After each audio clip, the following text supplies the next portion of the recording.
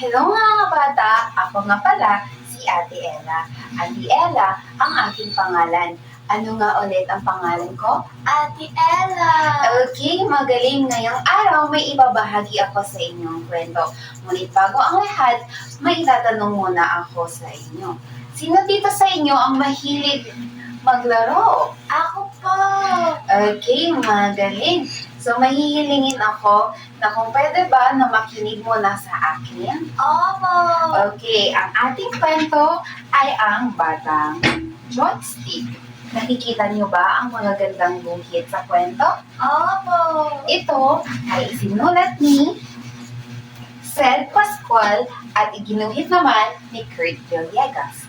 Okay, nagsisimula na tayo sa ating kwento. Ang batang joystick. Sa isang liblib na bayan ng Quezon, may isang bata na nagngangalang Kiko. Si Kiko ay nag-iisang anak ni Aling Tessie at Mang Carding. Bata pa lamang ay namulat na sa paglalaro ng joystick si Kiko. Kadalasang nakikilahok ang mga paligsahan sa larangan ng joystick si Kiko. Kasama ang kanyang... Hindi ko gusto! Gaganda! Hello mga bata! Ako nga pala, si Ate Ella. Ate Ella ang aking pangalan. Ano nga ulit ang pangalan ko? Ate Ella! Okay, magaling. Ngayong araw, may ibabahagi ako sa inyong kwento. Ngunit bago ang lahat, may itatanong muna ako sa inyo. Sino dito sa inyo ang mahilig maglaro? Ako po! Okay, very good. Ako din, mahilig ako maglaro. Tama, ang ating kwento ay natutungkol sa paglalaro ng isang bata. Naging nakikita niyo ba ang magagandang guhit? Opo! Okay, ang ating kwento ay ang batang joystick na isinulat ni Sed Pascual at iginuhit naman ni Kurt Villegas. Okay, magsisimula na tayo. Ngunit bago ang lahat, maaari ko bang kunin ang iyong atensyon at makinig muna sa akin? Opo! Okay, very good. Sa isang liblib na bayan ng Quezon, may isang bata na nangangalang Kiko. Si Kiko ay nag-iisang anak ni Aling Tessie at Mang Carding. Bata pa lang ay namulat na sa paglalaro ng joystick si Kiko. Kadalasang nakikilahok sa mga paligsahan sa larangan ng joystick si Kiko. Kasama ang kanyang mga kaibigan at na sina Islao at Isboy. Sa bawat paliksahang dinadayo nilang magkakaibigan, lagi nilang naipapanalo ang bawat laban sa larong Street Fighter. Ang galing naman ni Kiko. Okay, magpasi tayo dito. Isang araw, habang pauwi si Kiko mula sa kanilang paaralan, napansin niya ang isang lumang joystick machine na nakatambak lamang sa labas ng tindahan ni Mang Ben. Agad niya itong nilapitan at napansin niyang mukhang bumagana pa ang botones ng joystick nito. Nang makita siya ni Mang Ben, tinanong siya nito kung sa palagay niya ay kaya pa itong maayos. Sumagot si Kiko, "Oo naman po, Mang Ben. Kabisado po ang mga joystick machine." Kung gayon, di ko na rin naman mapapakinabangan yan, maaari mo nang iuwi nang mabawas-bawasan na yung mga gamit nito sa tindahan, sabi naman ni Mang Ben.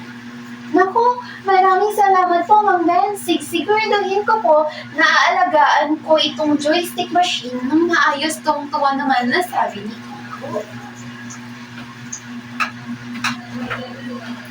Laking tuwa ni Kiko, sabay yakap sa baywang ni Mang Ben. Kinagabihan, agad na nilinis ni Kiko ang kanyang joystick machine. Tinanggalan ng alikabok, tiningnan mabuti ang mga koble at sinubukang paandarin. Nung unang subok ay di ito agad umandar.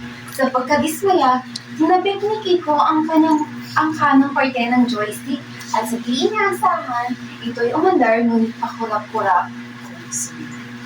Matapos ang paglilinis ni Kiko ay na kanyang joystick ay agad ding natulog na yakap-yakap ng bata ang laruang pinaglumaan ni Mang Ben. Kinabukasan, dali-daling magising si Kiko upang maghanda para sa paligsahan ng Street Fighter. sa kanilang lugar. Pagkatapos mag-almusal, agad na umalis si Kiko, dala-dala ang pag-asang magtagumpay sa kaligsahan. Kiko, nandito na yung number 1 sa kabilang barangay, sabi naman ni Islam. Ha? Sino? Tanong ni Kiko. Yung batang nakasuot ng salamin, balita ko, 10 bata na daw natalo niya sa Street Fighter. Basta, walang hahadlang sa akin o latsin sa akin pag nagtumbo na ako. Sabi naman ni Kiko. Yan ang udol ko, sabi sa kanya ni Isbon. Nang magsimula na ang paligsahan, agad na nagpakitang kilas ang mga kalahok. Umambansa naman sa championship sina Kiko at Bento. Nang sila na ang nakaharap, nagpamala si Kiko ng combo ng avatar na si Ryu na kinapanalo ni Kiko. Ngunit sa pangalawang round, natalo siya ni Bento. Umabot ng ikatlong round nang medyo tumagla ang laban. Sa kasamaang palad, natalo si Bento. Natalo ni Bento si Kiko. Umuwi na kasimangot at nandupalpay si Kiko dahil sa pagkatalo, napaisip siya na imposibleng mabilahan ng bagong screen ang kanyang joystick machine. Nang makauwi ng bahay, agad siyang pumasok sa kwarto, kaharap ang kanyang joystick machine. Sinubukan niyang gawin ang combo na sinabi ng kanyang kaibigan, slide, kick! Nang walang anumay, biglang lumiwanag ang joystick machine at lumabas ang isang duwende.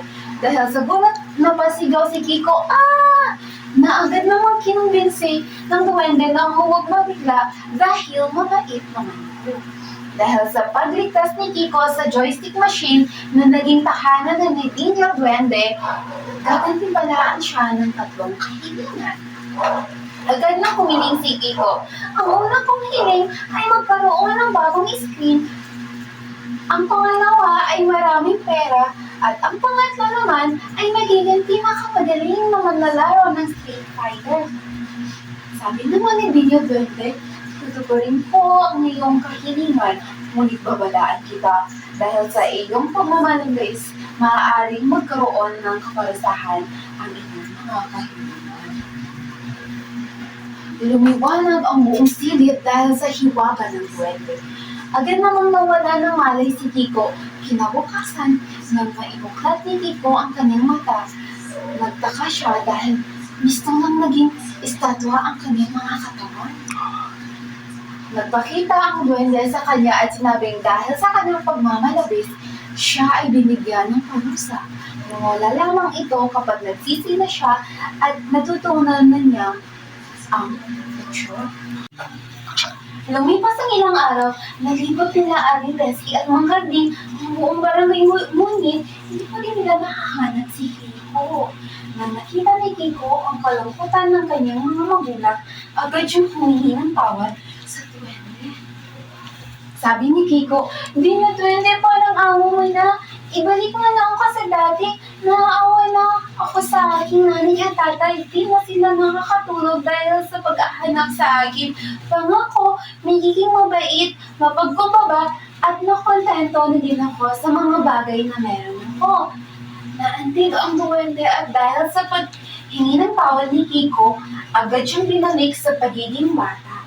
Di man yun, natutunan din niyang makontento at magpakumbaba sa lahat ng pagkakataon. At yun ang wakas ng ating kwento. May natutunan ba kayo? Opo. Okay, ang leksyon na maaari nating makuha dito sa kwento ay dapat magiging mabait at mapagkumbaba at marunong makontento sa mga bagay na meron tayo. Yun na lamang. Maraming salamat sa inyong pakikinig. Bye-bye!